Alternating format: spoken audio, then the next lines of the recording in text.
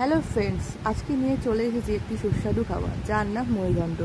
চলো দেখে নিই। প্রথমে জ্বালিয়ে নিলাম গ্যাস, তারপর গ্যাসে বসিয়ে নিলাম কড়াইটাকে এবার একটু গরম করতে দিলাম। কড়াই গরম হয়ে যাওয়ার পর দিয়ে দিলাম তেল। এই রান্নাটা করতে একটু মোটামুটি তেল লাগেই। এবার তেলটাকে আমরা নেব গরম করে। তেল গরম হয়ে গেলে আমরা দিয়ে দেব মাছের মাথা। নুন হলুদ দিয়ে মাখানো মাছটার মাথাটি এবার আমরা ভেজে নেব। তেল প্রায় গরম হয়ে গেছে, এবার ছেড়ে দিলাম মাছের মাথাটা ভাজা হোক।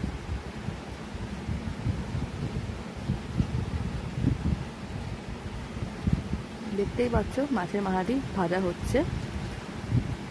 দেখো প্রায় আমরা খুব সুন্দর করে মাছের মাথাটি ভেজে নিয়েছি লাল লাল করে। এবার মাছের মাথাগুলো আমি তুলে রাখবো এক এক করে।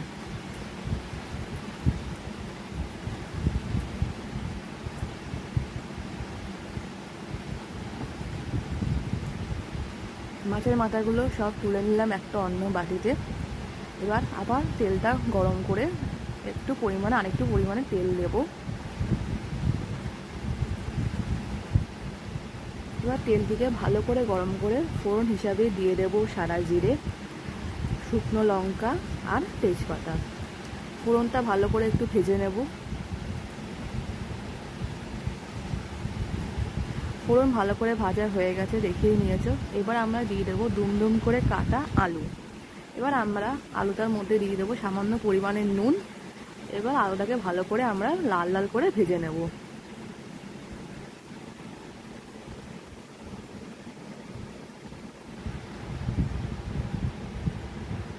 আলুটা দেখছো প্রায় ভাজা হয়েই এসছে, প্রায় লাল লাল হয়েই গেছে আলু ভাজা আমার।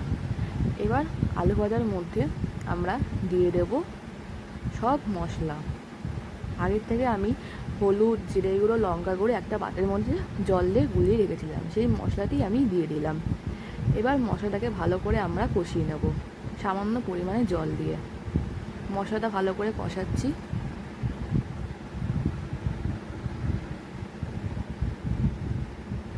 দেখতেই পাচ্ছ মশলাটা ভালো করে কষানো হচ্ছে। এবার মশলা ভালো করে কষানো হয়ে এসেছে। এবার তার মধ্যে দিয়ে দিলাম চেরা 3টে কাঁচা লঙ্কা। যে যেরকম ঝাল খান তারা সেরকম পরিমাণে লঙ্কা দেবেন। দেখতেই পাচ্ছেন ভালোভাবে লাল লালভাবে কষানো হয়ে গেছে মশলাটা। এবার আমরা দিয়ে দেব মশলাটির মধ্যে গোবিন্দভোগ চাল। তারপর দিয়ে দেব আগে ভেজে তুলে রাখা মাছের মাথাগুলো।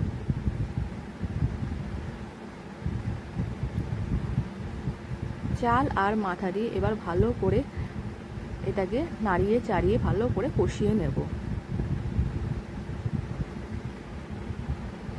কষানো হয়ে গেলে দিয়ে দেবো সামান্য পরিমাণে জল, চালতে আটে ভালোভাবে সিদ্ধ হয়।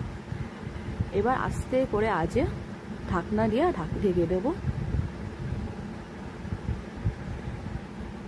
দেখতেই পাচ্ছেন আমার মুড়িঘণ্ট কি ভালোভাবে ফুটছে। এবার প্রায় আমার চাল হয়ে গেছে। এবার তার মধ্যে আমার ভালো করে নাড়িয়ে চাড়িয়ে নেব। এবার দেখতেই পাচ্ছেন জল প্রায় টেনে গেছে, চালও ভালোভাবে সেদ্ধ হয়ে গেছে। তাই এবার আমি দিয়ে দেব সামান্য পরিমাণে চিনি।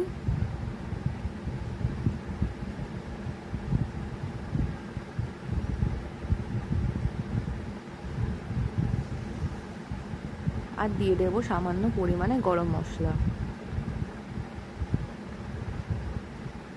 এবার ভালো করে নাড়িয়ে চাড়িয়ে নেব চিনি আর গরম মশলা দিয়ে।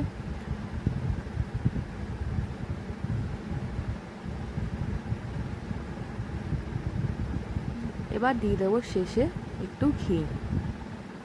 প্রায় হয়ে গেল আমার রান্না। এবার একটু ভালো করে নাড়িয়ে চাড়িয়ে আমি আমার রান্নাটি পরিবেশন করব। কেমন লাগলো আমার ঘরোয়া সহজ পদ্ধতিতে মুড়িঘণ্ট আপনারা জানাবেন।